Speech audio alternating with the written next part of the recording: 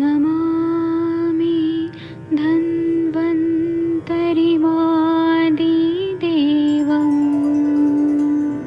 सुरासुरैर्वन्दितपादपद्मम् लोके जरामृत्युनाशम्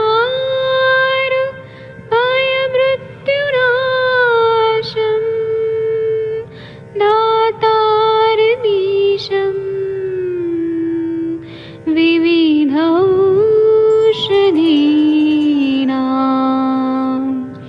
शङ्खं चक्रं जलौकां दधतं मृतघटं चारुतोर्भिश्चतुर्भिः सूक्ष्मस्वच्छादिरुद्यं शुकपरिविलसन् मौलिमम्भोजनेत्रम् कालाम्बोदोज्ज्वलाङ्गं कटितटविलसत् चारुपीताम्बराढ्यं वन्दे धन्वन्तरिन्तं निखिलगदमिव प्रौढदावाग्निनीलम्।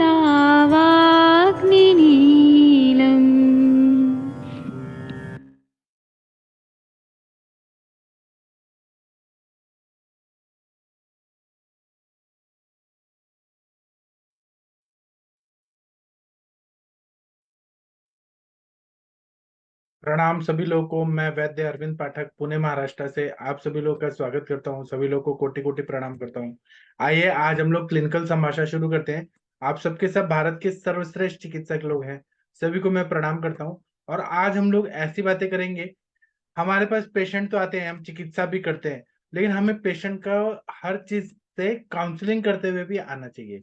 तो आज हम लोग सदवृत्त के बारे में भी बात करेंगे, दिनचर्या के बारे में भी बात करेंगे। अगर इस बीच में किसी को केस डिस्कशन करना है तो मैंने यहाँ पे अनम्यूट करने का ऑप्शन दे दिया है। आप लोग हैंड रेज करके मुझे इंटरप्ट करके अपनी बात रख सकते हैं। हमें ये हमेशा याद रखना चाहिए कि सुख दुख का कर्ता जो होता है व्यक्ति स्वयं होता है। जब भी हमारे पास पेशेंट आते हैं ना कि हम दुखी हैं, हम रोगी हैं, हमको ये दुख है वो दुख है, पेशेंट को बोलना चाहिए सारे अच्छा कर्म हो रहा है या बुरा कर्म कर रहा है उसका तुम ही करने वाले हो। और हमेशा ये सोचो कि कल्याणकारी मार्ग का ही अवलंबन करना चाहिए। और अच्छा काम करने से, कल्याण करने से सब अच्छा हो जाएगा, भयभीत होने की कोई जरूरत नहीं है। दूसरा बात है कि ये बोलना चाहिए कि संपूर्ण प्राणियों की इच्छाएं, जितना भी कार्य करते हैं इंसान, सब सुख प्राप्त करना चाहते हैं। आधिदैविक, आध्यात्मिक, आदि भौतिक सुख प्राप्ति के लिए सब लोग लगे हुए हैं इस दुनिया में। लेकिन जो असली सुख है वो धर्म का आचरण के बिना नहीं मिलता है, इसलिए धर्म में परायण होना चाहिए। दूसरा, ऐसे जो रोगी हमारे पास आते हैं जो शोक से पीड़ित हैं, रोगों से ग्रस्त हैं, आजीविका रहित हैं, उनको कोई साधन नहीं है, उनको हमें एज ए डॉक्टर हमेशा सेवा और सहायता करना चाहिए। हमें ग्रंथों में ऐसा बताया है कि कीड़े मकोड़ों चींटी सभी को आत्मा ऐसा मान के उनकी रक्षा करनी चाहिए, प्राणी को लोग तो करना ही चाहिए। दूसरा क्या है कि हम लोग अगर ऐसे देखें कि 84 लाख योनियों से भटकता हुआ प्राणी जो आत्मा है वो भगवत की कृपा से, भगवान की कृपा से मनुष्य योनि में आता है। मानव जीवन का एकमात्र उद्देश्य यही है कि अपना कल्याण करना और जन्म और मरण के बंधन से मुक्त होना। नहीं तो हम मरेंगे, फिर से जन्म लेंगे, फिर मृत्यु होगी, फिर जन्म लेंगे। तो इससे मुक्त होना ही हमारा मनुष्य का परम उद्देश्य होना चाहिए। मनुष्य योनि के अतिरिक्त जितनी दूसरी योनियां हैं, पक्षी की है, प्राणियों की है, या पेड़ों की है, कीड़े मकोड़ों की है, सब उसमें कर्मानुसार केवल भोग भोगते हैं। लेकिन मनुष्य के पास विवेक है, अपना बुद्धि है, धर्म है, कर्म है, तो वह सब ईश्वर की कृपा से प्राप्त होता है। तो इसीलिए मनुष्य जीवन को सबसे सबसे बेस्ट मानना चाहिए कि हमको भगवान ने सबसे अच्छा जन्म दिया है, मनुष्य योनि दिया है, और हमको जो कर्म दिया है उसको हमें अच्छा करना है। और मनुष्य को हमेशा सावधान रहने की आवश्यकता है। प्रकृति जो है मनुष्य को स्वस्थ रहने की प्रकृति देती है। मतलब जो भी हमारा वातावरण है, पेड़ पौधे हैं, हमारे माता पिता हैं, जो भी चीजें ना वो अच्छा करने के लिए दिया गया है, लेकिन हम असावधानी की वजह से अस्वस्थ हो जाते हैं। कभी कभी प्रारब्ध के अनुसार होते हैं, कभी कभी हम लोग इस जन्म में पाप कर्म करते हैं। पाप कर्म मतलब प्रज्ञा अपराध करते हैं कि हमें मालूम है कि मीठा नहीं खाना है ज्यादा, तभी ज्यादा मीठा खा लेते हैं। ज्यादा चटपटा नहीं खाना है, लेकिन हम खा लेते हैं और उससे बीमार हो जाते हैं। तो हमारा जो इस जन्म का पाप है वो हमें व्याधिग्रस्त कर देता है, या कुछ प्रारब्ध वर्ष के उसके वजह से होता है। इसीलिए अपने शास्त्रों में, आयुर्वेद शास्त्र में ऋषि महर्षियों ने सदाचार बताए, शौचाचार बताए। शौच पे बहुत ज्यादा जोर दिया है अपने ऋषि मुनियों ने, कि शरीर का साफ सफाई रखना बहुत जरूरी है। शरीर का साफ सफाई के लिए दिनचर्या में पहले ही बताए, ब्राह्मे मुहूर्ते उत्तिष्ठे स्वस्थो रक्षार्थम आयुषा। ब्राह्म मुहूर्त में उठना चाहिए स्वास्थ्य की और आयु की रक्षा करने के लिए।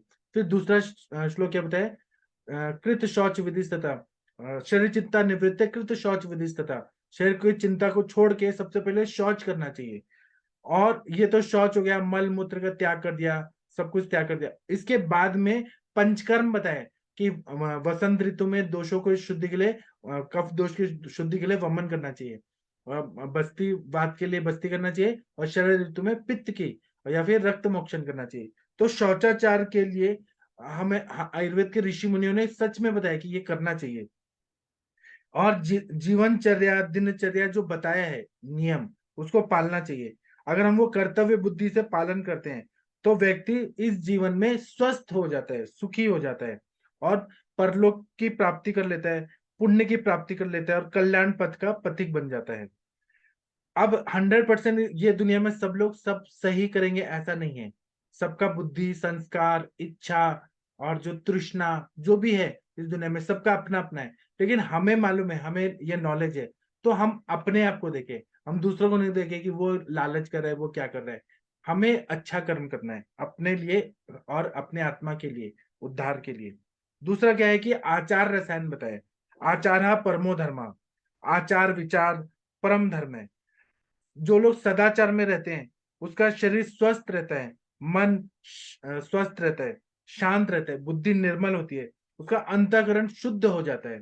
शुद्ध अंतःकरण वाला भगवान के चिंतन में ध्यान के योग्य होता है, और उसको भगवान तुरंत मिल जाते हैं। जो जिसका मन पवित्र है, जो भगवान में आस्था लगाया रहता है, अब वो भगवान हो, अल्लाह हो, अपने ईसा मसीह हो, जो भी हो, जो धर्म को, पंथ को मानते हैं, जो भी शुद्ध चित्त वाला है उसको भगवान तुरंत मिल जाते हैं। और श्रुति ग्रंथ और स्मृति ग्रंथों में बताया कि नित्य कर्मों का जो धर्म का मूल सदाचार है उसको सावधानी पूर्वक करना चाहिए। जो सावधानी पूर्वक अच्छा काम करता है वह हमेशा सुखी रहता है। जो दुराचारी है, बुरे कर्म करता है, उसके लोक में भी निंदा होती है। जैसे कोई रेप कर रहा है, रेपिस्ट है, उसको समाज भी उसको बोलेगा कि ये खराब है। कोई चोरी कर रहा है, कोई डकैती डाल रहा है, कोई किसी को सता रहा है, दुनिया में भी बोले, उसके अंतःकरण भी उसको दुख देगी, और उसको बाद में भी दुख मिलेगा। इसीलिए आयुर्वेद में ऐसा बोला है कि विद्या विद्या का ध्यान, विद्या को प्राप्त करने का कोशिश करना चाहिए, भगवान पे श्रद्धा रखनी चाहिए, और जो भी ग्रंथ है उसका वाचन करना चाहिए। इसका वाचन करने से आध्यात्मिक स्वास्थ्य की प्राप्ति होती है, भौतिक सुख की प्राप्ति होती है, शरीर निरोग रहता है, पारमार्थिक लाभ की प्राप्ति होती है। इसीलिए इसका बहुत ज्यादा आयुर्वेद में बहुत ज्यादा महत्व है। आयुषोवेदा आयुर्वेदा, आयुर्वेद ऐसा बोल रहे हैं। तो इसलिए आयु का वेद ये आयुर्वेद है। सबसे पहले दिनचर्या में क्या बताया कि प्रातः जागरण करना चाहिए। कोई भी इंसान अगर लेट तक सोता है तो वो प्रज्ञा अपराध कर रहा है। तो पूर्ण स्वस्थ रहने के लिए कल्याणकामी मनुष्यों को प्रातः का ब्रह्म मुहूर्त में, मतलब सूर्योदय से 3 घंटा या 1.5 घंटा के पहले शैया त्याग कर देना चाहिए, क्योंकि ब्राह्म मुहूर्त की बड़ी महिमा है। और अभी तो कार्तिक का महीना चल रहा है, तो ब्राह्म मुहूर्त में उठने के बहुत ज्यादा अच्छे अच्छे नियम और मतलब फायदे हैं। अगर जो ब्राह्म मुहूर्त में उठता है उसको अच्छा स्वास्थ्य की प्राप्ति होती है, उसको धन मिलता है, उसको विद्या मिलती है, उसका बल बढ़ता है, उसका तेज बढ़ता है, उसका प्रभाव बढ़ता है। जो सूर्य उगने के समय सोता है, मतलब सूर्य उग गए, सनराइज हो गया, लेकिन वो सो ही रहे, उसकी उम्र और शक्ति घटती जाती है, वो बहुत सारी बीमारियों का शिकार होता है। और सुबह उठने के बाद हमारे शास्त्रों में क्या बोला है कि जैसे हम उठते हैं तो दोनों हाथ की हथेलियों को देखना है, और ऐसे बोला है, कराग्रे वस्ते लक्ष्मी, कर मध्य सरस्वती, कर मूले स्थितो ब्रह्मा, प्रभाते कर दर्शनम। मतलब कर के अपने हाथ के आगे लक्ष्मी है, कर के मध्य में सरस्वती है, और कर के मूल में नीचे ब्रह्मा जी हैं। इसीलिए सुबह अपना देखना चाहिए। तो हमें, अगर हम अपने हाथ देख रहे हैं रोज दोनों, तो हमको लक्ष्मी भी मिलेंगी, सरस्वती भी मिलेंगी, और ब्रह्मा जी भी मिलेंगे। तो हमारी बुद्धि हमेशा अच्छा काम करेंगी, और अपने शरीर में ही सभी देवता हैं, उनका निवास है। और हमें ये संकल्प लेना चाहिए कि आज दिन भर में कोई बुरा काम नहीं करूंगा, बुरे के बारे में कुछ, किसी के बारे में कुछ बुरा नहीं सोचूंगा, और मैं अच्छे कार्य करूंगा, ऐसा हमें सोचना चाहिए। फिर शैया भूमि पे रखते हुए हमें ऐसे पृथ्वी माता से प्रार्थना करना चाहिए। क्या बोला है, समुद्र वसने देवी, पर्वत स्तन मंडिते, विष्णु पत्नी नमस्तभ्यम, पाद स्पर्श क्षमस्वत में। मतलब हे धरती माता, आप भगवान विष्णु की पत्नी के रूप में संबोधित की गई हैं, और पाद स्पर्श के लिए आपसे क्षमा, क्योंकि आप माँ हैं, हम आप पे चलेंगे, आप तो पृथ्वी माँ है, लेकिन हमें क्षमा करिए, क्योंकि हमें कार्य करना है, इसलिए हम आपसे क्षमा मांगते हैं। फिर उसके बाद में मल मूत्र का त्याग करना है। मल मूत्र का त्याग करने के बाद थोड़ा पानी पीना है, जिसको हम उषा पान बोलते हैं। जैसा प्यास हो उतना उषा पान करना है। इससे उषा पान करने से क्या होता है, या तो मल मूत्र के पहले कर लें या बाद में कर लें, लेकिन ज्यादा पानी नहीं पीना है, थोड़ा पानी पीना है। तो इससे कफ, वायु और पित्त दोषों का नाश होता है, व्यक्ति बलशाली और दीर्घायु होता है। इससे पेट अच्छे से साफ हो जाता है, पेट के विकार दूर हो जाते हैं। किसी को बवासीर है, अर्श है, प्रमेह है, हेडेक है, माइग्रेन है, शोथ है, या उन्माद है, या मेंटल डिसऑर्डर है, वो सब नष्ट हो जाते हैं। जो पानी पीता है सुबह उठने के बाद, थोड़ा पानी पिए, थोड़ा, ज्यादा नहीं। इससे बल, बुद्धि और ओज बढ़ता है।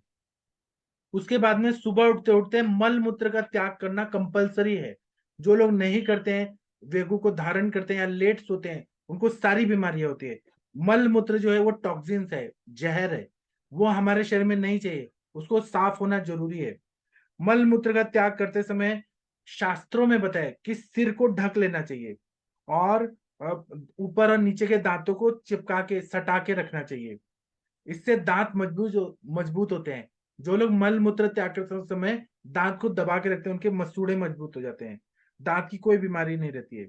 और मल मूत्र का त्याग करते समय फोन पे, मोबाइल पे बात करें, ये एकदम गलत है। मौन रखना चाहिए मल मूत्र का त्याग करते समय, क्योंकि जितना शरीर का कचरा है वो निकल जाए पूरा, इसलिए। और जोर नहीं लगाना है, वेगान न धारित न उदीरित, जबरदस्ती नहीं करना है, और न वेगों को रोकना है। मल मूत्र का अच्छे से त्याग कर देना है। दूसरा है कि कब्ज बहुत ज्यादा है, तो ऐसे आहार और उपचार लेने चाहिए कि अच्छे से पेट साफ हो जाए। और आयुर्वेद में ऐसा बोला है कि, अभी वो इस्लाम ने कबूल किया है, लेकिन आयुर्वेद में बोला है कि जब भी हम यूरिन करते हैं, तो अपनी मूत्रेंद्रिय है उसको जरूर धोना चाहिए। इस्लाम धर्म में इसको बहुत ज्यादा महत्व दिया गया है, और वजू करने को बहुत ज्यादा महत्व दिया गया है।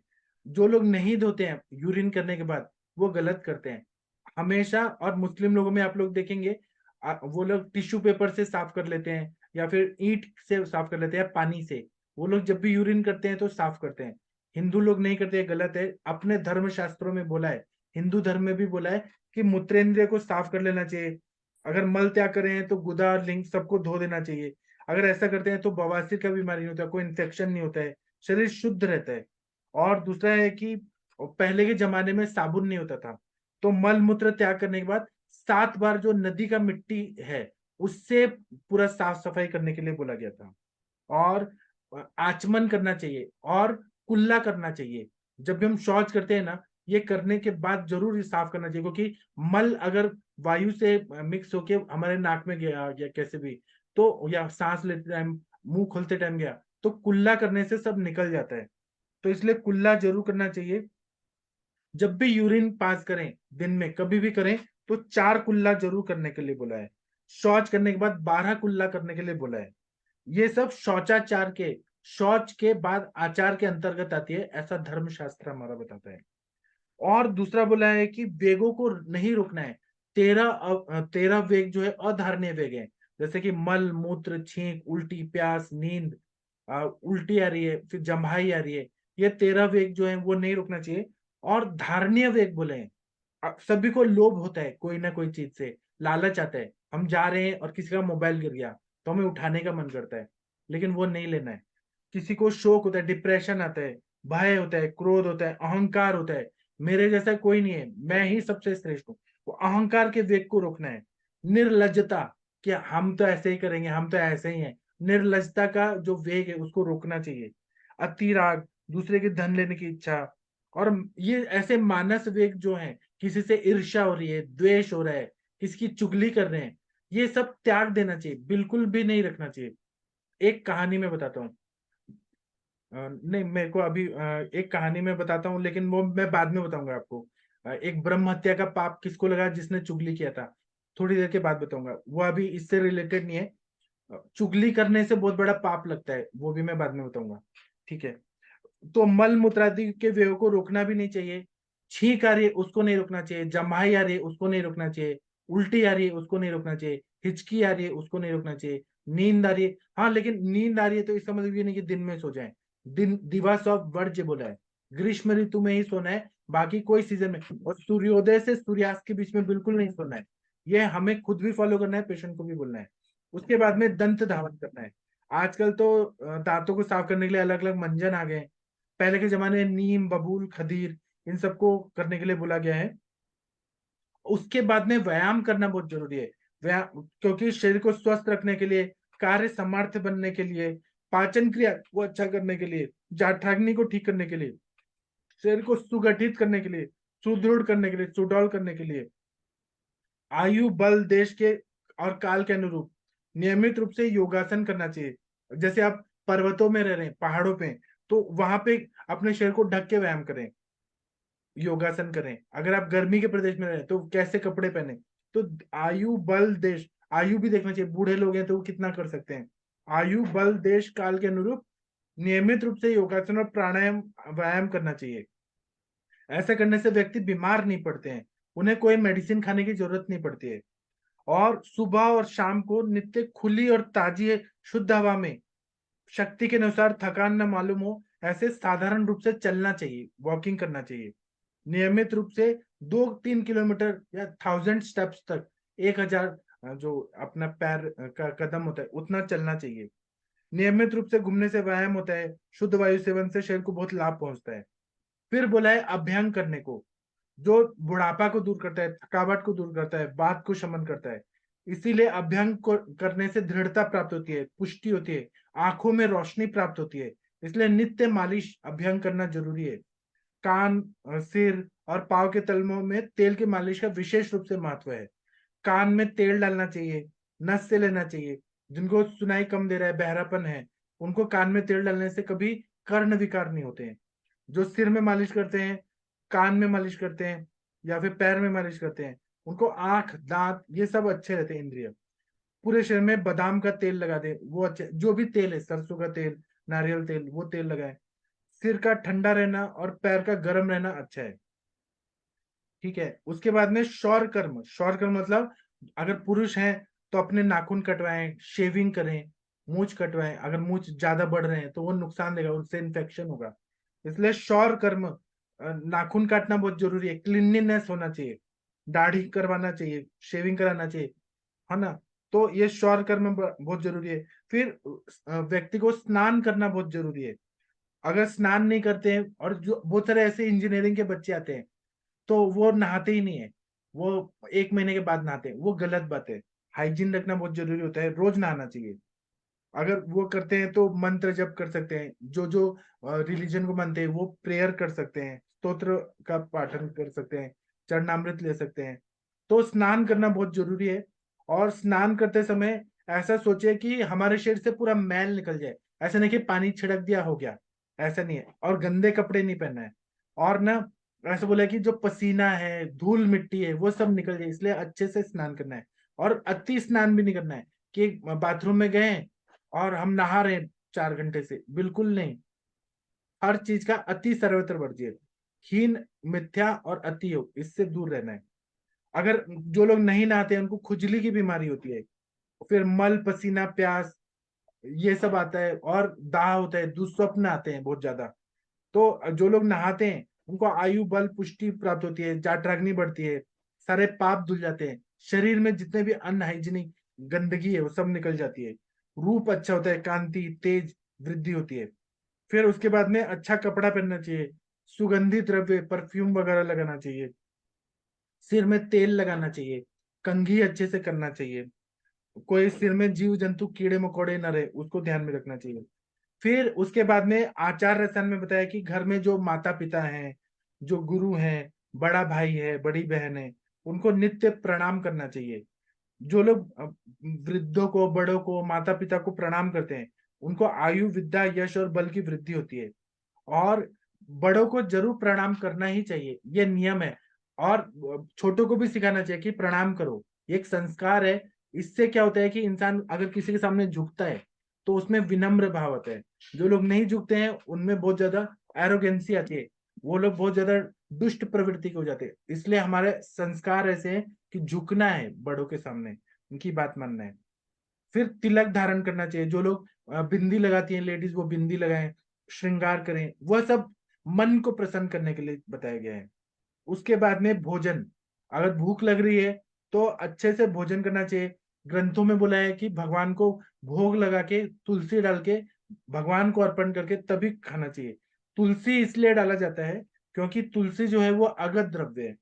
वह वो धार्मिक महत्व है कि विष्णु भगवान को हम भोग लगा रहे हैं, लेकिन तुलसी डाल दिया तो उससे जितना भी वायरस बैक्टीरिया है सब नष्ट हो जाते हैं और वो निर्विष हो जाते हैं। हाथ मुंह धो के, अच्छे से पैर धो के, और फिर अच्छे से जमीन पे बैठ के खाना चाहिए। ऐसे नहीं कि हम खड़े खड़े खा रहे हैं, भाग रहे हैं, दौड़ रहे हैं, मूवी देख रहे हैं, टीवी देख रहे हैं और खा रहे हैं, मैगी खा रहे हैं, ऐसा नहीं होना चाहिए। नीचे बैठ के अच्छे से खाना चाहिए। और खाना के पहले अपने जो घर में माता पिता है उनको पूछना चाहिए कि आप खा लीजिए। मतलब ऐसा जब करते हैं ना तो बहुत अच्छा फायदा होता है। दूसरा, हमारा जो क्लिनिक है उसको साफ रखना चाहिए, आहार अच्छा होना चाहिए, मेहनत अच्छी होनी चाहिए, विश्राम अच्छा होना चाहिए, मानसिक संतुलन अच्छा रहना चाहिए। तभी हम शरीर अच्छा रहेंगे, प्रसन्न रहेंगे और हम अच्छे कार्य करेंगे। फिर रात में सोने का भी नियम बताया कि हम हर व्यक्ति को कितना सोना चाहिए, वो अलग अलग काम पे और वर्कआउट पे डिपेंड करता है। तो 6 से 8 घंटा नींद जरूर होना चाहिए, अच्छी नींद होनी चाहिए। और मन शांत रख के भगवान का ध्यान रख के फिर सोए तो ज्यादा अच्छा रहता है। मैंने अभी बता दिया बहुत कुछ। अभी आप लोग कुछ पेशेंट के बारे में बोलना चाहते हैं तो बोल सकते हैं। डॉक्टर रवि सर, आप कुछ बोलना चाहते हैं? मनीषा मैम, सीमा मैम, तकदीर जी, नीरू मैम, कुछ बोलिए आप लोग। राम कुमार जी। हेलो। हाँ सर, बताइए सर। बस सर मैंने ना सर ग्रेइंग के लिए पूछना था बालों की। हाँ, पूछिए। तो सर जैसे हमारा हेयर ऑयल है तो उससे मेरे बाल काले तो हो रहे हैं। उसमें सर क्या क्या है एक मेडिसिन? सर वो मैंने आप ग्रुप में 2-3 बार आगे शेयर किया हुआ है आपको अभी। तो मालूम होगा ना, आप कुछ तो दवाई बताइए। हाँ सर भृंगराज ब्रह्मी है। जी। तो मेरे पास ही होगा। भृंगराज ब्रह्मी है, शीर है, मुस्ता है, नीलोफर है, प्रेंगू है, जटामांसी है, बाकुची है, जी। सफेद सारीवा है, कृष्ण सारीवा है, जी। जस्टी है, गुलाब है, मंदूर है, आमलकी है, भवित है, हरित है, नीम जी। पत्थर है, जी। सफेद चंदन, लाल चंदन, जटामांसी, कमल केसर, जी। ये है सर। जी। तो सर लेकिन ना मेरे क्या हो रहा है कि मेरे बाल जैसे एक काला हो रहा है तो दो सफेद निकल रहे हैं। जी। जो सफेद है वो तो काले हो रहे हैं तो लेकिन। सर इसके लिए सबसे अच्छा नस्य विधि, जो आप तेल बता रहे हैं वो सबसे अच्छा है। आपको जी नस्य जी विधि लेना बहुत जरूरी है। ठीक है सर। जी। तो नस्य सर लेंगे ना तभी आप स्वस्थ हो जाएंगे, वो बाल जो सफेद हो रहे हैं वो ठीक हो जाएंगे और बाल भी घने घने आएंगे। जी जी ठीक है सर, यानी कि नस से ही देने की जरूरत है, विरेचन कराने की जरूरत मुझे था, शायद विरेचन करवा लूँ, शायद बॉडी विरेचन में तो सूट कराना करेगा। सबसे अच्छा है, पूरा शरीर का हीट निकल जाएगा, शुद्धि हो जाएगी, जी रक्त जी शुद्धि हो जाएगा। ठीक है सर। मैं सर एक विरेचन सर। जी। हेलो सर, मैंने ये पूछना था कि विरेचन के लिए सर कभी कौन सा फिर स्नेहन किससे लूं बालों के लिए, कि बालों पर बालों ज्यादा के असर लिए है। आपके बॉडी में पित्त बढ़ा हुआ है क्या? सर मुझे लगता है कई बार बाकी तो फिर आप ऐसे। महातिक्तघृत ले लीजिए, महानिम्बाधिकृत अगर कड़वा नहीं खाया जा रहा है तो दाढ़ी मती घृत ले लीजिए या ठीक है नॉर्मल सर। घी ले लीजिए। और फिर ठीक है। स्नेहन शोधन करके और फिर आप विरेचन करना चाहें तो आपका कोष्ठ कैसा है, कोष्ठ के हिसाब से या तो मनुक्का ले लीजिए, किशमिश, या एरंड तेल ले जी लीजिए, जी। या त्रिवित लेहम ले लीजिए, या एरंड जी हरित जी। की। ठीक है सर। Thank you sir. हाँ, और किसी को कोई बोलना चाह रहे थे मैडम? हाँ जी सर, मुझे पूछना है कि पेशेंट सर्वाइकल स्पॉन्डिलोसिस का है और सर्वाइकल हम्प बहुत ज्यादा बना हुआ है। जी। C3, C4, C5, C6, C7 ये सब स्पेस रिड्यूस्ड है उसका एक्सरे में, जी, और बहुत बड़ा सर्वाइकल हम्प है, क्या करेंगे? इसमें आप मेरा 101 आवर्ती वाला शीर वाला तेल है, मतलब मैं जो देता हूँ वो मैं बता रहा हूँ। तो वो 15-15 ml या 30-30 ml नस से देते हैं हम लोग। और बाकी हम उसमें लाक्षा गुगुल, आभा गुगुल, फिर पंचतिक्त घृत गुगुल, त्रयोदशांग गुगुल, महायोगराज गुगुल, एकांग विरस, रसराज, ऐसे अलग अलग दवाइयां हैं। वो सेलेक्ट करके वात गजांकुश रस, महावात विध्वंसक रस वो देके और फिर हम बस्ती देते हैं। लेकिन वो नस से और ये दवाइयों से ही कवर हो जाता है। सर दवाइयाँ थोड़ा धीरे धीरे एक बार फिर से बताइएगा। आपके एक लाक्षा एक लिख रही है, आपके एक एक ऐसे ही लिख रही है, प्रिस्क्रिप्शन लिख रही है। मैं तो लिखना तो चाहती हूँ सर, फिर पेशेंट के अकॉर्डिंग उनमें से सिलेक्ट कर लूंगी। मैं तो बहुत सारा बता दिया। इसमें लाक्षा हाँ लाभा गूगल है, वो जोड़ेगा जो भी वहां पे डैमेज हो गए ठीक है। सेल्स। ठीक है। लाक्षा ठीक है गुगुल, सर। आभा गुगुल, कुछ तिक्त आभा। रसात्मक द्रव्य, पंच तिक्त गुगुल, कैशोर गुगुल, जो जैसे अगर बात रखते जैसे संप्राप्ति होगी उसको ठीक करेगा और नए सेल्स बनाएगा। तिक्त रस नए ठीक है। ऑस्टियोजेनेसिस करेगा। पंचतिक्त। और कुछ पेन किलर है जैसे महायोगराज गुगुल, त्रयोदशांग गुगुल। ठीक है सर। और ऐसे बहुत सारे, अगर रसकल्प यूज करना है तो वात गजांकुश रस, महावात विध्वंसक रस, एकांग वीर रस, रसराज रस, बहुत सारे द्रव्य है। 1.5 लाख दवाएं हैं, मैं तो थोड़े ही बताता हूँ।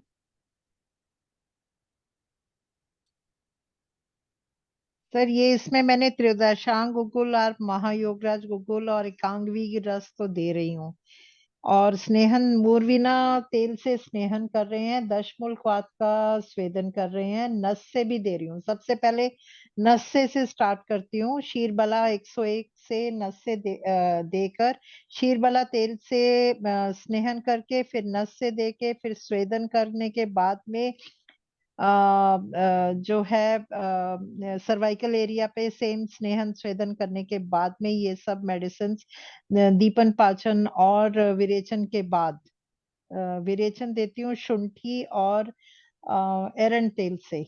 ये चालू करा है 15 दिन के लिए, 14 दिन के लिए। उसके बाद में खाने के लिए मेडिसिन स्टार्ट किया है त्रिदशांग गुगुल, महायोगराज गुगुल, एकांगवीर रस। तो अब आप बताएं सर कि हम के लिए और हम कैसे कर वो सकते सब हैं? ठीक हो जाएगा, आप पहले वो नस्य का करिए। जब तक स्नेहन नहीं होगा तब तक ठीक नहीं होगा। सर नस से तो सबसे पहले मैं नस्से से ही स्टार्ट करती हूँ, जी। सेम सिटिंग में पहले नस्से, फिर कितना कितना? बा 1 ड्रॉप, 1 ड्रॉप, 2 ड्रॉप? नहीं नहीं एक ड्रॉप नहीं सर, 4 से चालू करती हूँ और 8 और 10 के तक ही देती हूँ, 15 नहीं मैंने कभी दिया, आप ही से सुना है कि इतना नहीं, सारा आप देना है। ऐसे और करेंगी तो 100 एकड़ जमीन है। आप एक एक समझ गई ग्लास पानी डालेंगे तो 100 एकड़ जमीन कब गीला होगा? सर, आपकी गोष्ठी में आने के बाद यही चीजें तो सीखी हैं, जहाँ कोई कमी हो रही है उसमें इम्प्रूवमेंट चाह रही हूँ। तो मैंने आपसे ही सीखा है कि अभी नशे के ड्रॉप्स बढ़ाने हैं। हाँ। ठीक है सर। तो ये हम्प में इसमें फर्क पड़ेगा ना? हाँ, पड़ेगा ना, सब ठीक हो जाएगा। इस पे कुछ लोग बताइए, मनीषा मैम आपका क्या अनुभव है? गंगवार सर, सीमा मैम, बताइए आप लोग भी। मैम उसकी उनकी प्रकृति कैसी है? उन अलग अलग से 2-3 पेशेंट हैं, किसी की कफ वातज है, किसी की पित्त प्रधान है प्रकृति। 3 पेशेंट हैं मेरे पास ये जिसकी ओबेज है क्या? ये हाँ क्या जी। ज्यादा इनका वेट कितना है? ओबेसिटी है क्या इनका? हाँ जी, वेट तो थोड़ा जितना होना चाहिए उससे थोड़ा ज्यादा ही है। जी। फीमेल पेशेंट्स हैं, वर्किंग कम है, क्योंकि पेन होता है बहुत समय से है तो रिस्ट्रिक्टेड है, काम भी रिस्ट्रिक्टेड है उनका। एक पेशेंट है उसका हम कम हुआ है, लेकिन दो पेशेंट्स हैं वो तो बहुत ज्यादा है, ऊंट की तरह है बिल्कुल। मैम इनको सबसे पहले दीपन पाचन के बाद स्नेह के लिए नस्य अच्छा से दीजिए। हाँ और जी। हाँ मैम, स्नेह कर्म तो करिए ही। अस्थि मज्जा पाचक है सर की, वो भी बहुत अच्छा काम करती है इसमें।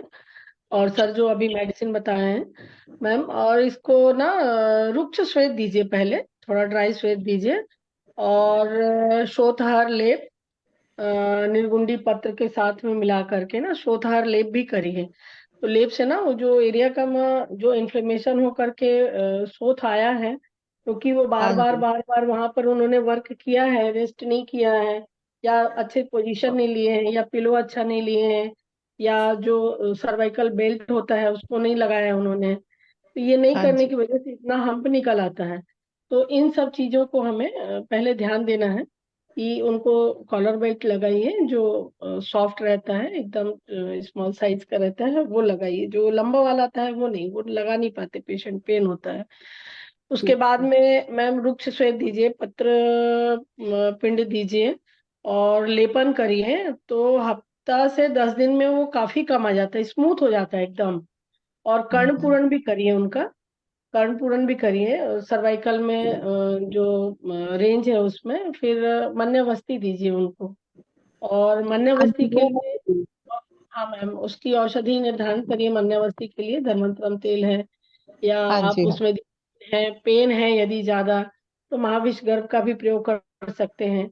और साथ में मैम इसके लिए सर जैसे बताते हैं चंदन वाला लाक्षादी तैलम का वस्ती बहुत अच्छा काम करता है, तो वो भी दीजिए, वस्ती भी दीजिए, नाभि पूरण दीजिए।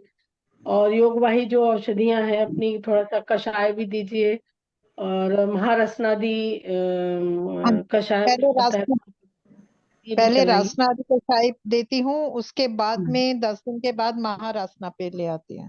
हाँ मैम, तो उसमें थोड़ा सा ना घृत भी डाल दीजिए, शतावरी घृत 1 चम्मच डाल दीजिए, या तिक्तखम घृत को डाल दीजिए कषाय में, उसको भी चलाइए। और ठीक दीपन है। पाचन अच्छा चलाइए। यदि पित्तज हैं तो दाढ़ी मस्तक चलाइए, वातज हैं तो हिंगुमच आदि चलाइए। और उसके साथ थोड़ा सा अरंड तेल को भी इंक्लूड करिए बस्ती के लिए। और पत्र स्वेद तो करिए ही मैम, अच्छा हाँ जी, रिजल्ट वो आता कर है। लूँ। एक्सरसाइज हाँ कराइए जी। मैम, थोड़ा सा एक्सरसाइज कराइए। वो दोनों भुजाओं का, उसको तो थोड़ा सा डिटेल में बताना पड़ेगा, बट उनका पिलो और बैठने उठने का पोस्चर, ये सारी चीजें ठीक करिए। नस्य दीजिए, साथ में कुछ स्ट्रेस के लिए भी दीजिए। स्ट्रेस के लिए जटामांसी बच्चा हो गया, सबगंधा हो गया। बीपी के अकॉर्डिंग दीजिए, उनको बीपी बढ़ता होगा या उनको शिरोभ्रम भी होता होगा, ये सारी चीजें आती एक होंगी उनके साथ। पेशेंट एक पेशेंट है जिसका बीपी बढ़ता है। हाँ, तो इसके साथ में ये भी चलाइए मैम। बीच बीच में ठीक। सिरोधारा भी करिए उनको, अच्छा संतर्पण हो जाएगा बाद में। और ये बाद शिरोधारा। में हाँ मैम, ये कम से कम 45 दिन में अच्छी रिकवरी मिल जाती है, पेशेंट फॉलो करे तो। जी मैम। शिरोधारा कौन से तेल से करें? फिर उधर पेशेंट का देख लीजिए मैम, यदि शिरबला से करना चाहते हैं तो शिरबला से कर सकते हैं। ब्राह्मणी हिमसागर आदि इन सबको भी इंक्लूड कर सकते हैं। सिरोअभ्यंग करा लीजिए, यदि नहीं है पॉसिबल धारा करना तो सिरोअभ्यंग करें। कर्णपूरण जरूर करें, कर्णपूरण से भी बहुत अच्छा लाभ मिलता है। और सर का जो मर्म है चिकित्सा ना, मर्म चिकित्सा को मैंने सारी चीजों को घेर घार के अपनी बीमारियों को आप लेके चलेंगे तो डेफिनेटली आयुष दर्पण बिल्कुल ठीक करता है पेशेंट को। तो हाँ मर्म जी। भी हाँ। करिए, तो उनकी जो मिडिल फिंगर है ना थंब का, उसका उसका प्रेशर दीजिए। 4 अंगुल हाँ जी। नीचे, कोहनी के नीचे और ऊपर। पेशेंट को ही बताइए, बैठ करके करिए। 90 डिग्री पे हाँ। लेकर के जो फिंगर है उसको प्रेशर दीजिए।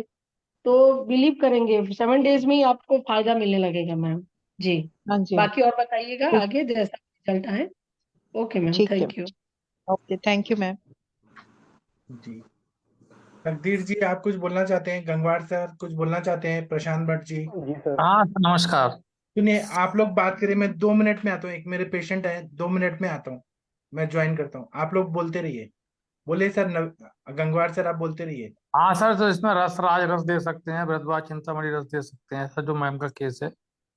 फिर सारणी तेल से क्या कहते हैं, ये मन्यावस्ती कर सकते हैं। और ये क्या कहते हैं, जैसे मैम ने बताया, क्या कहते हैं, जो स्टीम दे सकते हैं, नाड़ी श्वेत कर सकते हैं 10 मूल और निर्गुंडी ये पत्तों से। सर जी इसमें एक और आता है धूप तापेश्वर का रस राजेश्वर रस, ये जी। बहुत अच्छा काम करता है, बहुत अच्छा हाँ काम मैम, करता है। पुनर्नवा, उसमें केवल रस राजेश्वर में केवल 10 मिलीग्राम रस राज रस होता है, और हाँ हाँ 10 मूल की भावना दी होती है। जी। और और ना सर पत्ता इसको वगैरह हम होता है। हम यही अभी लेकिन रस रस भस्म को थोड़ा सा डिले करते हुए, पहले जो शोफ है वहां पर उसको कम करके और पेशेंट को थोड़ा रिलीफ मिले, पॉस्चर को ठीक करे, तो रस को फिर धीरे धीरे धीरे धीरे इंक्लूड करते जाएंगे पेशेंट के अकॉर्डिंग। जी जी, पहले पेशेंट ना खाता है दवाइयाँ और फिर जैसे पेमेंट उनको देना पड़ता है ना, तो वो उनको ये मेंटेलिटी होती है कि हमने इतने पैसे लगाए और हमको आराम नहीं आ रहा है। तो स्लोली पहले क्या है कि हमको ये सारी चीजों को पहले क्लेद को कम करके, साम्यावस्था को कम करके और धीरे धीरे पेशेंट को जब हम देते हैं तो फिर आगे जाकर के रस भस्म को बहुत अच्छे से लेने लगते हैं। यहाँ ये भी एक प्रॉब्लम आती है सर। जी जी मैम, लेकिन पेशेंट टू पेशेंट वेरी करता है। अगर पेशेंट पेइंग है, कोई दिक्कत जी नहीं है। और पेशेंट टू पेशेंट वेरी करता है, कोई चाह रहा है फटाफट इलाज तुरंत, तो मैं समझता हूँ रस राज रस भरा देकर 10-15 दिन में काफी रिलीफ हो जाता है। हाँ, मिल जाता है इसमें सर। ऐसा आप भी योगराज कर गुग्गुल, सकते हैं। योगराज गुग्गुल रसराज रस और उसके साथ थोड़ा सा गोदंती लगा देंगे, निर्गुंडी गोदंती के साथ में मिला करके। थोड़ा सा यदि उसकी प्रकृति अच्छी है तो इसका डोज 250 mg बना करके पुड़िया उसको दे करके सुबह शाम।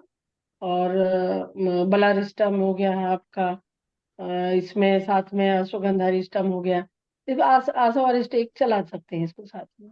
धनवंतरम, धनवंतरिस्टम तो बहुत अच्छा काम करता है इसमें। मैम इसमें रासना सप्तक्वाथ हाँ, वो भी अच्छा काम करता है बहुत सर। अच्छा काम करता है मैम, जी। क्योंकि वो आम को भी खत्म करेगा और हम्म। पेन को भी रोकेगा। और साथ में मैम वो सबकी आम पाचक बटी भी बहुत अच्छा काम करती है, साथ में 2-2 गोली उसको भी चलाते रहें, आम पाचक बटी। तो वहां शोथ कम होने पे पेशेंट को ना रिलीफ मिलने लगता है, नहीं तो हमेशा टेंडरनेस बढ़ा रहता है, बहुत तकलीफ पाते हैं पेशेंट इसमें। जी मैम। मैम आपने कर्णपूरन के लिए बोला, वो कौन से ऑयल से करना चाहिए? कर्णपूरण मैम आप वचा लहसुन आदि से कर सकते हैं। कर्णपूरण आप सर का जो ऑयल है क्षीर वाला उससे भी कर सकते हैं। और कफज प्रकृति है तो मैं तो अरुण अणु तेल से भी कर देती हूँ, रस से भी देती हूँ, इसको भी देती हूँ। और मैम आपका ये क्षार तेल है, इसको भी आप यूज कर सकते हैं।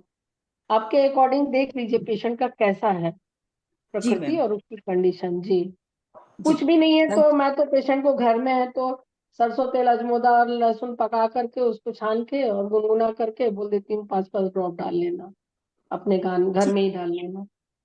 जी मैम। और थैंक यू। सूखा स्वेद करें, सूखा ड्राई स्वेद उसको पोटली बना के दे ही दीजिए। जी जी, थैंक यू मैम। वेलकम।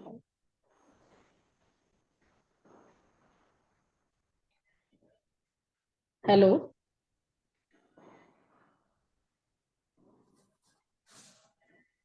हाँ मैम, शशि मैम नहीं है क्या? शशि मैम नहीं है। और तकदीर जी, आप कुछ बोलना चाह रहे थे, आपने हैंड रेज किया था। जी सर। सर सर्वाइकल में सर मैंने देखा है कि अभ्यंग से ही ज्यादा डिफरेंस आता है। आप जो मर्जी से हाथ में चलाते रहो, अभ्यंग एक बार अच्छी तरह से गर्दन के पास और शोल्डर्स के पास हो जाए तो एक बार में 50% रिलीफ मिल जाता है। जी जी, बहुत अच्छा। और किसी को और कोई केस डिस्कस करना है, पूछना है तो पूछ हाँ सकते हैं। सर, मेरे को पूछना है सर। पूछिए पूछिए सर। सर एक 40 ईयर का मेल पेशेंट है, और सर उसे जलोदर है। और जो कारण जलोदर का ये है, वो क्रॉनिक अल्कोहलिक पेशेंट है, और उसकी पीलिया भी बढ़ी हुई है, और भी अल्ट्रासाउंड हुआ है, और टीएलसी भी कुछ थोड़ा सा इन्फेक्शन 16,000 है। और उसका सीरम बिलिरुबिन सर जो है 28 है, 28 है सर।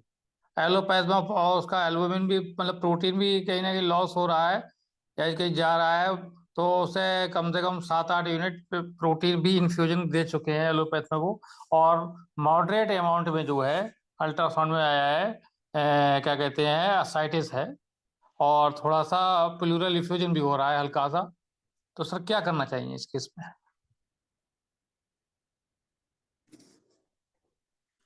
प्लूरल इफ्यूजन भी हो रहा है सर उनको। जी सर, तो माइल्ड। हाँ, तो दीपन पाचन अनुलोमन इससे शुरू करना है सर आपको। और सर एक मिनट सर हाँ, उसका ये जो एब्डोमेन मैंने जो मतलब एग्जामिनेशन करके देखा, बिल्कुल पत्थर जैसा पेट हो रहा है सर, बिल्कुल एकदम स्टिफनेस है पेट के अंदर सर उसकी। और मैंने उसका डाइट और वगैरह चल रहा था, तो मैंने कहा धीमे धीमे बंद करना, उन्होंने एक साथ बंद कर दिया क्योंकि बीपी बहुत कम हो रहा था, सिस्टोलिक बीपी सर केवल 80 जा रहा था। तो मैंने भी सोचा लाओ, लेकिन जैसे ही उसे सर मैंने चंद प्रभावती गोचुरादि गोकुल पुनर्नवा मंडूर और कामरस मोती युक्त और आपका पुनर्नवा आशब कुमारी आसब और ये अर्क मकोए, ये सब दे रखा है सर। तो सर उसकी ये और क्या कहते हैं एक पिलियाहारी लौ दिया है मैंने। तो सर उसे पेट तो साफ हो रहा है, कह रहे लेटरिन काली काली आ रही है, लेकिन यूरिन बहुत कम हो गया सर। ठीक। और उस समय भी थोड़ा सा मतलब ये गुर्दे उसके कंप्रोमाइज कर रहे थे, हल्का सा यूरिया करीब 60 के आसपास था, और क्रिएटिनिन थोड़ा सा बढ़ा हुआ था, लेकिन उन्होंने नॉर्मल कर दिया था। अब पता नहीं, अब कल इन्वेस्टिगेशन कराएं दोबारा क्या अब होता है वो सर। डाइटोर देने से सर उल्टा रिएक्शन होता है कि यूरिया क्रिएटिनिन बढ़ जाता है सर। अब फिलहाल कुछ भी सही सर, तो इसमें क्या करना चाहिए सर? दीपन पाचन अनुलोमन और तिक्तक शीर बस्ती से शुरू करें, वो ज्यादा अच्छा है। उससे यूरिया क्रिएटिनिन अगर बढ़ा है वो कम हो जाएगा। और बाकी और रस कल्प ना करें, हर्बल दवाइयां यूज करें, जैसे अजमुदादि चूर्ण, दाढ़ी मास्टर चूर्ण, हिंगवाष्टक चूर्ण, लवण भास्कर चूर्ण, आसावरिश दे दीजिए अगर डायबिटीज नहीं है तो। वो देके आप बढ़ाते पुनर्नवासा पुनर्नवारिश, ऐसे द्रव्य दे के दीपन पाचन अनुलोमन। और मूत्रल दवाइयां में अ, आप मतलब लंग्स पे काम करना चाहते हैं, क्या करना चाहते हैं? मैं सर मेनली उसका जो है पेशेंट को भी लगेगा कि सर उसका जलोदर कम हो जाए, और मतलब एसाइटिस कम हो जाए, और सर ये क्या कहते हैं ये बिलिरुबिन कम हो जाए। तो आप न यकृत पे काम करना है तो यकृत प्यारीलॉक, फिर परपट्टी कल्प दे सकते हैं, आरोग्यवर्धिनी, मेरा आम पाचक वटी, ये दे दीजिए। मूत्रल दवाइयां देंगे तो एसाइटिस जल्दी कम होगा, और नित्य विरेचन देंगे तो जल्दी जल्दी पानी कम होगा। सर नित्य विरेचन के लिए ये त्रिवृत्त लेहम दे सकते हैं क्या? हाँ जरूर। इस पर और लोग बताएंगे। हरीश बत्रा जी, आप थोड़ा बताइए लाइन ऑफ ट्रीटमेंट, उनका केस है। मैं ये पूछ रहा था सर, इसमें आरोग्यवर्धक वटी देंगे सर? आरोग्यवर्धिनी वटी अगर किडनी भी इफेक्टेड है। क्रॉनिक किडनी फेलियर है कि अभी हुआ है? नहीं नहीं सर, क्रॉनिक नहीं है, अल्ट्रासाउंड में फर्स्ट ग्रेड आया है केवल, और कोई बहुत ज्यादा यूरिया क्रिएटिनिन बढ़ा हुआ नहीं था, वो भी नॉर्मल हो चुका था। अभी फिर से कल इन्वेस्टिगेशन होंगे तो पता पड़ेगी यूरिया क्रिएटिनिन कितना है कितना नहीं है, लेकिन क्योंकि यूरिया 58 था और क्रिएटिनिन ऐसी 2 के आसपास था। आपके पास आरोग्यवर्धिनी अच्छा है तो दे सकते हैं सर। हाँ सर। आपके पास आरोग्यवर्धिनी अच्छा है ना, क्वालिटी का है ना, तो दे सकते हैं। हम्म। अगर आप सर आरोग्यवर्धिनी नहीं देना चाहते हैं तो ये क्या कालमेघ का चूर्ण दे सकते हैं, कुटकी का चूर्ण दे सकते हैं। जी। हाँ सर, ये सेफ हो जाएगा बिल्कुल सर। जी। सर टीएलसी बढ़ी हुई है, वो उसके लिए क्या करें सर? टीएलसी बढ़ी हुई है तो आप सूक्ष्म त्रिफला दे सकते हैं। और वो है ना नीम पत्र, नीम का छाल, कालमेघ का चूर्ण, उससे बहुत अच्छा फायदा होता है। जी सर। वो आपको याद है एक मैडम आई थी अभी, उषा सिंह मैम, कुछ दिन पहले, हम्म। ये थी हाँ, उनके बॉडी, फादर थे। उनका रिपोर्ट नॉर्मल आ गया सर। टीएलसी अच्छा हो गया नीम के छाल और कालमेघ के चूर्ण से, जी काढ़ा सर। देने से। अभी 2-3 दिन पहले आई थी ना, मैं जब वहां था अहमदाबाद में, तो वो ठीक जी हो। जी जी, हाँ हाँ। केस डिस्कस होता था बार बार ये सर।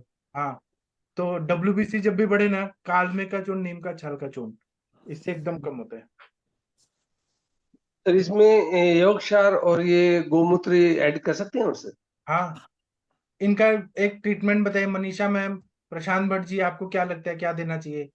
कोई बताइए ट्रीटमेंट।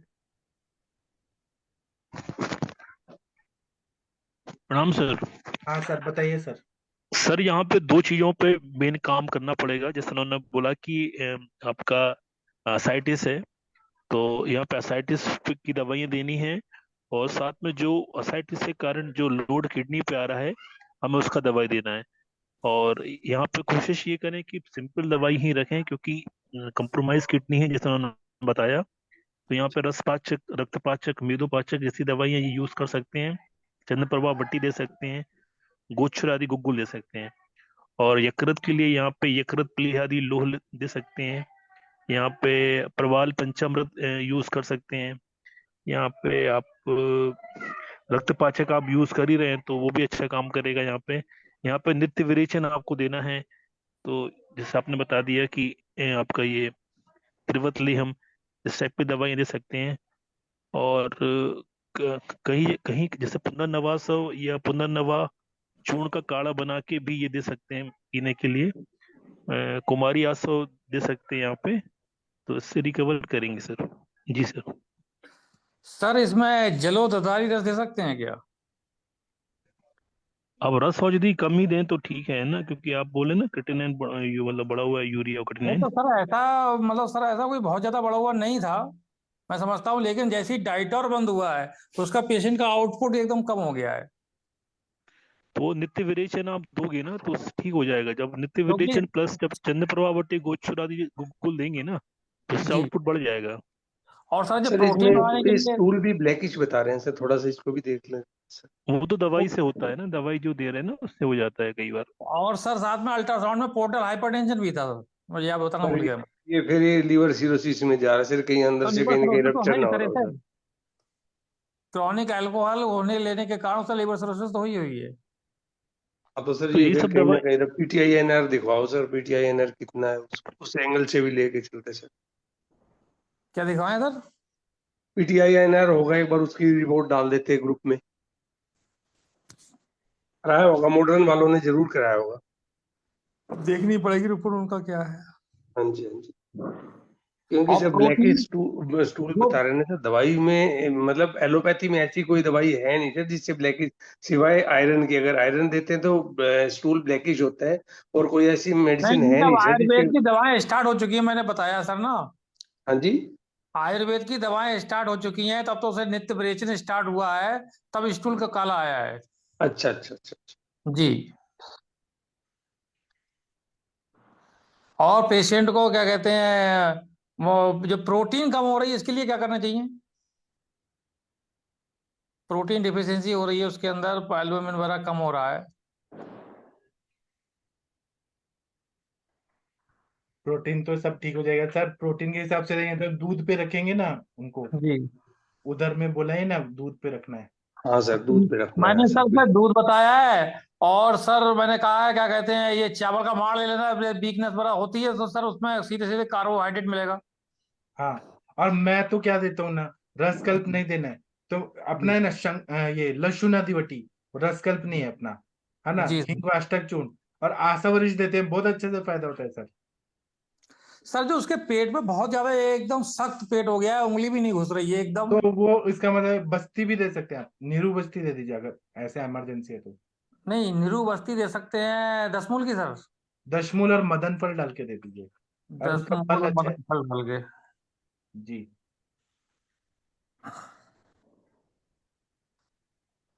जी सर।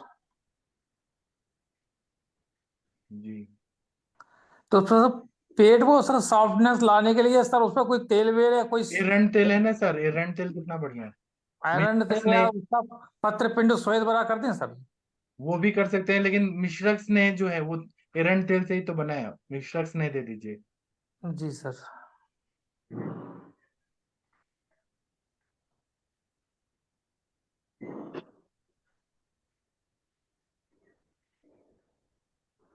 इसमें रक्त मोक्षण कैसे करेंगे सर? रक्त मोक्षण, अगर हिपेटोमेगेली है तो हम राइट साइड में करेंगे, राइट क्यूबेटल फोसा से रक्त निकाल सकते हैं, शिराभेद या जलौका। तो सर इसमें आप कर सकते हैं पेशेंट को?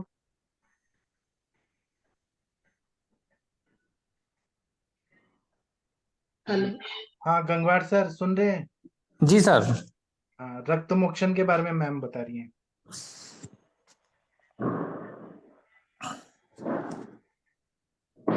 सर बीपी तो मेंटेन हो, बीपी सिस्टोलिक बीपी 80 आ रहा है केवल सर उसका। वो सब ठीक हो जाएगा सर, रक्त मोक्षण से ठीक हो जाएगा। और मकरध्वज दे दीजिए ना सर। दिया है मैम, मैंने मकर तो दिया है। वो अप डाउन चलेगा, थोड़ा सा अप डाउन होता रहेगा उसका, बस्ती में रिकवर हो जाएगा वो। नहीं, बस्ती तब दे पाएंगे जब दीपन पाचन हो जाएगा। भूख भी बिल्कुल नहीं लग रही है उसे, जबरदस्त आम भरा हुआ है उसके अंदर, भूख तो बिल्कुल ही नहीं लग रही है। हिंगवास क्या हिंगू बच्चा छोड़ दीजिए, शंख बट्टी लक्षणादि बटी दी दीजिए। है, सर की आम पाचक बटी दी मैंने। तो थोड़ा सा जल्दबाजी नहीं होता सर, टाइम लगता है इसमें। नहीं, डिस्कस कर रहा हूँ फ्यूचर के लिए, जैसे मतलब दो तीन दिन बाद पेशेंट आएगा तो क्या करना चाहिए क्या नहीं करना चाहिए, जो मैंने दिया बताया, जी। इसलिए सब लोगों से मैं,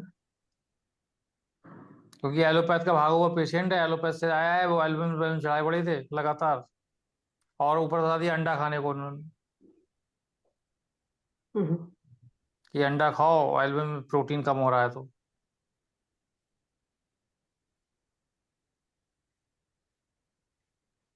अग्नि मंद नहीं होना चाहिए सर, अगर अग्नि मंद हो रहे तो फिर तो सब बेकार हो जाएगा। तो सर अगली मन तो है ही, भूख तो बिल्कुल नहीं है सर उसे। तो आप दीजिए ना सर, आम पाचक रोटी दीजिए ना, मैं तो 20-20 देता हूँ अपना आम पाचक रोटी। जी सर। आम सर 20 पाचक 20 तो नहीं दिए, 6, 5 5 दिए मैंने सर। तो उसे बढ़ रहा है क्या? अब सर 4 दिन तो हुए, आज चौथा दिन है। हाँ, देखिए मैं तो ज्यादा देता हूँ। वो मैं जी। अभी एक आईबीएस वाला पेशेंट बताया ना, जिनका डिवोर्स हो गया सुप्रीम कोर्ट हाँ, में, हाँ फेसबुक पर पड़ा हुआ था आपका उनको मैंने हाँ ग्रुप में, उनको मैंने 20-20 गोली दिया। वो बोल रहे हैं अब तो इतना अच्छा लग रहा है मेरे को, सब कुछ पच रहा है। और वो बोल, उनको कॉन्फिडेंस भी आ गया। अब बोल रहे हैं कि मतलब बहुत खुश हो गया, उनका चैटिंग दिखाया ना मैंने, 20 जी 20 सर। दिया सर मैंने उनको। मैंने कहा ऑप्शन दिया कि आप 20 लीजिए, 10 लीजिए, 5 लीजिए या 2 लीजिए, आप डिसाइड करिए आपको क्या है ही नहीं चाहिए। खराब हो गई। सर इसे पेशेंट को पोर्टल हाइपरटेंशन है, बेटा अंदर से हाथ अगर लगा रहा हूँ। अगर सर 15 20 गोली देंगे तो सर उसमें जो क्या कहते हैं, जो वेरिसेस वगैरह बन गए होंगे, जो पोर्टल हाइपरटेंशन के कारण, कुछ नहीं हो तो रहा, आप दूध दीजिए ना सर, दूध दीजिए और साथ में आप प्रवाल पंचामृत, कामदूधा और ताप्या दिलो चंद्रकला रस देंगे तो कुछ नहीं होता तकलीफ। जी सर। कि अगर आपको लग रहा है कि अगर वो मोशन साफ, पेट साफ करते टाइम दाह हो रहा है, उसके जी। बाद हो सकता है ना। अगर दाह नहीं हो रहा है ना, तो वो 20 गोली उसके लिए ठीक है ना सर। जी। तो समझता हूँ सर, मैं समझता हूँ पेशेंट को, जैसे मैंने सर उसे विरेचन कराया है, वो बता रहे थे 8 10 मोशन आ जाते हैं, ब्लैक ब्लैक स्टूल आ रहा है, तो सारा पानी उसमें निकल जाता होगा, तो इसलिए हो सकता है यूरिन आउटपुट कम हो गया वो पेशेंट का। हाँ बराबर है सर। असाइटिस वाले पेशेंट में किडनी का जो है ना, ये रिपोर्ट्स अप डाउन आएगा ही, इसमें चिंता करने वाली बात नहीं है। जी सर। वो पेशेंट हमारा किडनी फेलियर में नहीं है, वो याद रखिए, वो नहीं है। जी। सर ये आम पाचक के साथ तक्र का सेवन बहुत अच्छा लाभकारी है, अच्छा काम करता है तक्र। जैसे कभी कभी पेशेंट बोलते हैं कि ये तीक्ष्ण है, तो तक्र साथ में चलाते हैं तो अच्छा काम करता है, जी दीपन और पाचन दोनों, और सर फिर तो आम का भी। सर जो मैंने पेशेंट डिस्कस किया, इसमें तक्र दे सकते हैं क्या सर? हाँ दे सकते हैं ना सर, तकरार इस वो भी जाग ही रहा हूँ मैं, जस्ट पर अकेला है ना, नहीं तो वो नीचे और बैठ जाता। सर उसमें अभी चला ना कि इसमें तिलकटू के साथ में, पिपली के साथ में, ऐसे तक्र को देना है, सेंधव के साथ में, अजमोदर के साथ में, अलग अलग प्रकृति के अनुकूल देना है। आज तक्र का बहुत अच्छा टॉपिक था। आज सुबह पढ़ाया था जोशी सर ने। वो सर ने कब शुरू कर दिया, आप बताया भी नहीं। सर बोले थे कि आप घूमने जाया करो, मैं घूमने चला गया, फिर आके देखा तो लेक्चर भी हो गया। वो सर ने अचानक शुरू कर दिया ना सेशन। कोई बात नहीं, अभी हो गया। हम कल फिर से टॉपिक पे चर्चा करेंगे भाई।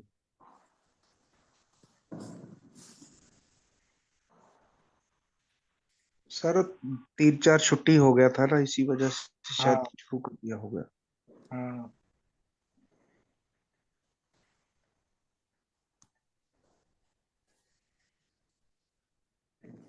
ठीक है। अब तकदीर जी पेशेंट ने है हैंड, सर, पेशेंट है एक पाइल्स की है और उसको वात प्रधान है, वात कफज प्रकृति है। जी बताइए बताइए मैम। तो ज्यादा जी सर, कॉल आ रहा है उसी का। हेलो जी जी सर, तो अभी उसी का 2-3 कॉल आ गया कि बर्निंग हो रही है, बहुत मुश्किल जा रहा, बैठते नहीं बन रहा। तो अभी मैं उसको घर के हिसाब से क्या बता दूं रिलीफ मिले। कहाँ पे हो रहा है बर्निंग? एनस में सर उसको आप उनको शब्दोद्घृत बोल दीजिए लगाने को, या कुछ ऐसे ठंडा बर्फ वगैरह कुछ ऐसे हाँ बोल दीजिए। बर्फ को बोली हूँ मैं, फिर भी उसको बड़ी परेशानी हो रही है। नहीं तो पहले शब्दोद्घृत अच्छा है, और नहीं तो जी गुलकंद, गुलकंद मिलेगा क्या आसपास? हाँ मैं बोली हूँ कि ले लो, हाँ शॉप में वो प्रवाल युक्त तो गुलकंद लेके वहां पे वो। लगाने को बोलिए, गुलकंद लगाने से भी फायदा होता है।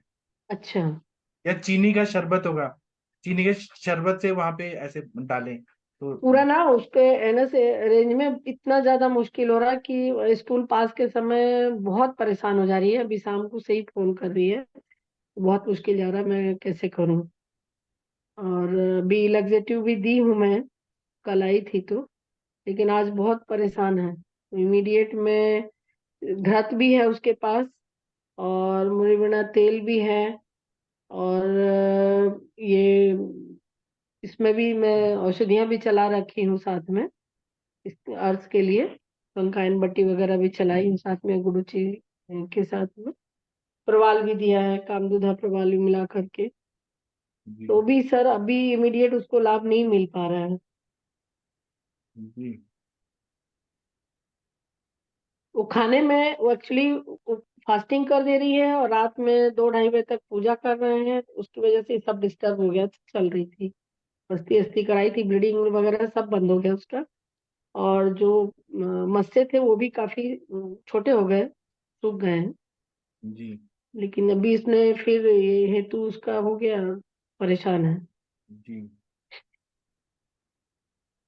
ठीक हो और जाएगा सब। और और और मेडिसिन में क्या इंक्लूड कर सकती हूँ आप सर? एरंड तेल दीजिए उनका, रोज का रोज अच्छे से विरेचन थोड़ा हो जाए, पित्त निकल जाए।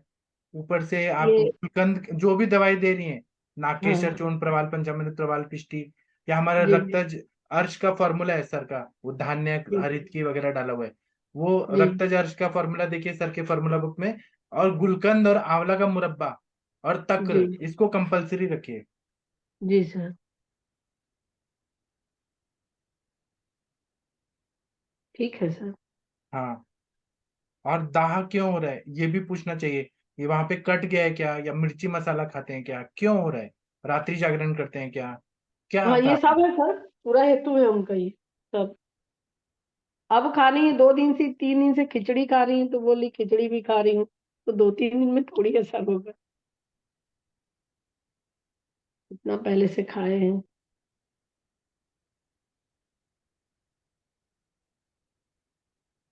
ठीक है सर, मैं बता दे रही हूँ। हल्का खाने को बोलिए, थोड़ा लंघन कराने को भी बोलिए। हाँ सर, मैं 20-20 ml दे दूँ उनको अरंड तेल दूध में, हाँ 1 स्पून फुल। हम्म ओके सर। जी।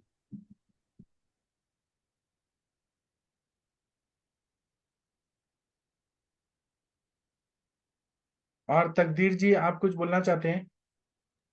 जी सर, मैंने सर पूछना था कि मेरा एक टॉर्च का केस चल रहा था। हाँ तो सर उसमें ये था कि उनकी टंग पर बहुत ज्यादा स्पॉट्स थे, तो मैंने वो प्रोपन क्लासिकल ब्रीथिंग करवाया था। हम्म तो अब उनके स्पॉट्स आगे से तो कम हो गए हैं, हम्म जैसे 40% कम हो गए होंगे, लेकिन अभी भी हैं। तो फिर से दोबारा विरेचन कराना पड़ेगा थोड़े टाइम के बाद विरेचन कि या कराइए, या अभी? फिर अपनी एंटीबायोटिक्स दीजिए। वो जो वायरस है या जो भी इन्फेक्शन है ना टॉर्च का, जी वो जी जाने के लिए आप जैसे कि मैं बता रहा हूँ, जैसे महातिक्त घृत दीजिए, पंचतिक्त घृत गुगुल दीजिए, कैशोर गुगुल दीजिए, वंग भस्म दीजिए, सूक्ष्म त्रिफला दीजिए, एकेटी दीजिए। जी सर, ये तो अभी सर चल रही है। मैं ये पूछ रहा था कि अभी अब मैं उनको फिर, जैसे अभी 3rd मंथ अभी हो रहा, ट्रीटमेंट हो रहा होगा, जी। तो अभी इनको अभी वेट करने के लिए कहना पड़ेगा कि क्या अभी ये चांस ले लें? अभी देखिए उनका नॉर्मल है क्या, टॉर्च टेस्ट सर? मतलब हाँ टॉर्च टेस्ट। सर अभी चेक ही नहीं करवाया, लेकिन अभी स्पॉट्स हैं, कम हो गए हैं आगे से काफी, जी। लेकिन अभी भी है 50% अप्रोक्सीमेटली होंगे अभी भी। जी। क्योंकि वो उनको मैंने कहा था कि 3 मंथ मिनिमम लगेंगे, तो उनको था कि अभी चांस ले सकते हैं कि नहीं ले अभी भी।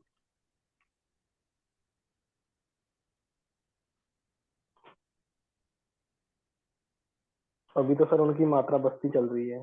चलने दीजिए, फल घृत दे दीजिए, पुष्प धन्वा रस दे दीजिए, नश पुष्पांतक रस दे दीजिए।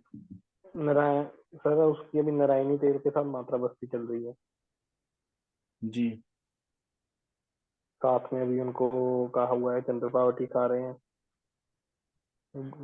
रुचि सतवटी खा रहे हैं।